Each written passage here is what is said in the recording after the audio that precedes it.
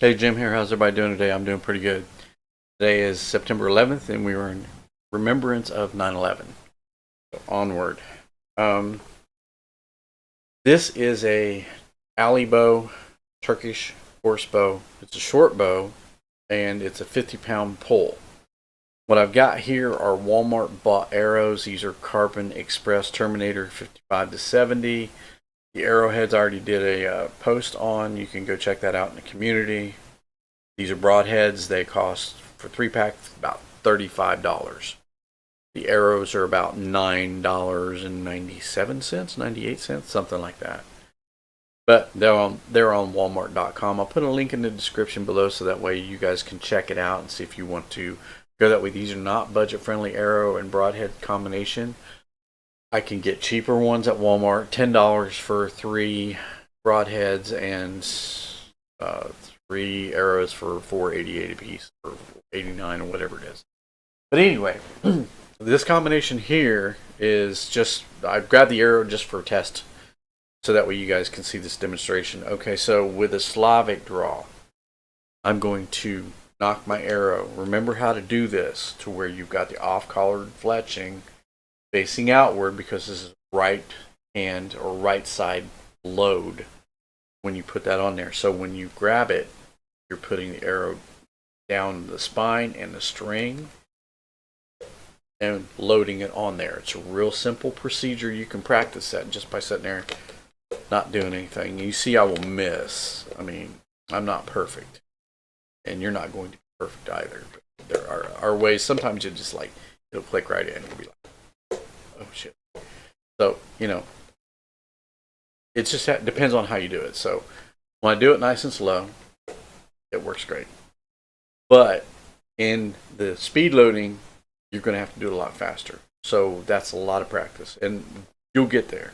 And you'll see me get there to that point to where in this configuration, I'm not really loading it like this. I'm loading it like this. And I'm drawing back immediately and releasing. Okay, so in releasing, I have 2 releases. And those are the type of things that a lot of people don't understand. Okay, so when I shoot this and I don't do a second release, this thing gets, I released it and you heard it clip off here. You heard that. So when it comes off, it'll also snap. And you'll get a basically B flat. But anyway, when you're shooting, and I'll back up to here. And I'm not going to pull all the way back. So when I come back to my eye, I'm going to release immediately. When I release, the one thing that's going to happen is the bump factor. Arrow is going to pass, and the fletchings are going to hit the limb, and the arrow is going to tip out like this. Slightly. This is an exaggeration of what it won't actually do that, but otherwise the arrow is going in that direction. But it'll definitely cause it to vary or cause it to be less accurate. So what I'm going to do is, when I release this arrow, by the time it comes down the shaft and starts to hit, I'm going to peel out. So I shoot this, pop. I'm going to go out like this. I'm going to take my hand and just flex out like that. Real simple. Not hard to do at all. So you got to be real careful. I don't over exaggerate. I can do it in showing you that it's done like that. I mean, sometimes I'll do that, but because I'm not shooting a follow-up shot. Real quick. Pop. And pop. Real simple. You have to do that. Otherwise, you're going to get that bump factor just about every time. And these are kind of stiff for vinyl fletching. So when they hit, they will cause, quite a bit of wear on the bow. This is me learning this, shooting target arrows. I'm not going to shoot the broadheads inside. That's bad. Plus, you don't want to have to dig this out of the target, because it doesn't pass all the way through. It's going to be a month to get out of there. Okay. So that being said, I mean the 3D targets aren't bad. They'll actually come out of 3D targets fairly, easily. But nonetheless, here we are. Pop and go out. You don't have to over exaggerate like I just did. Just the bow. So it just depends upon you. Okay, so I'll be doing it like that. And you see, okay, so the string hits. That's not going to happen because the string is already, because you're going to be doing 1, 2. Okay, so pop. So when you get to that point where you practice, and I practice quite a bit, you'll see me do that more than not anymore, where I'm actually peeling out and my bow is like this.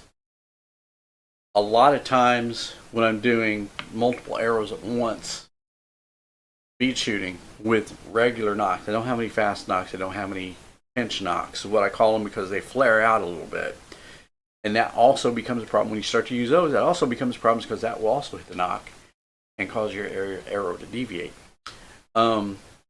So you really got to be cautious and conscientious of what you're doing. So I want you to go through and practice that. You don't have to sit there and do it. Make sure you use a field point. And inside, if you're inside, you're going to be using the field point inside into the target. And make sure your safety area is completely and totally devoid of any damage to life, limb, or hidden cats or whatever. Because, in case you haven't seen my short, where I'm using the mini bow, I do not have that in front of me, it's over yonder. You will understand why I say kitty cats. So, you guys remember 9/11 and remember this drill. This will save you a lot of aggravation in the long run. So, when you get into understanding a lot more about what type of archery you want to get into, are you wanting to hunt? Are you wanting to shoot traditional bow? Are you wanting to shoot a recurve? Are you wanting to go into compound bows? I will have all those options on the table for you here shortly. You will see quite a bit, and you will know what's good to get into as far as the budget goes, and what's not really all that great. So I've already been to the not really good at all portion of this. I do have a bow that flashing.